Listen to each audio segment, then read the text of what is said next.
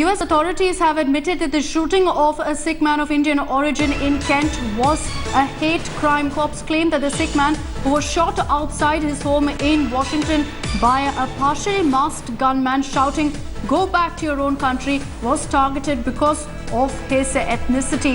Now, nearly a week after the shooting that stoked fears among the Indian American community, the police has released the sketch of the shooter, who still remains at large days after. The lone white shooter was about 6 feet tall, medium built, between 35 to 40 years of age. This is the information that's been put out by the police. The incident is being investigated by the Kent police as well as the FBI, as they've of course deemed it now as a hate crime. Shivarur is still with us. He's been tracking the story very closely. Shiv, now of course the police have come out and said that yes, this was very much a hate crime, but this will of course send a lot of nervous jitters across the Indian community. Not just of course because this is yet another hate crime, yet another racial attack that's come to light in the United States, but also because this shooter is still at large.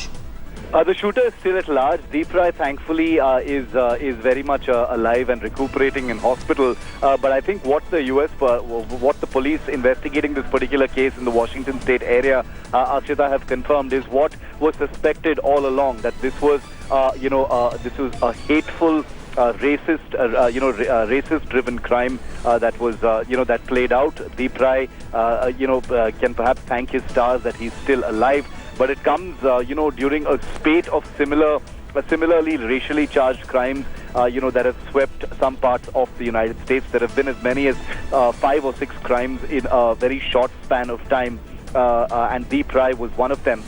He's 39 years old. He was on his vehicle outside his home in Kent on the 3rd of March when he was approached by a stranger who first argued with him and then shot him in the arm. That's the Press Trust of India that's been reporting what's happened now.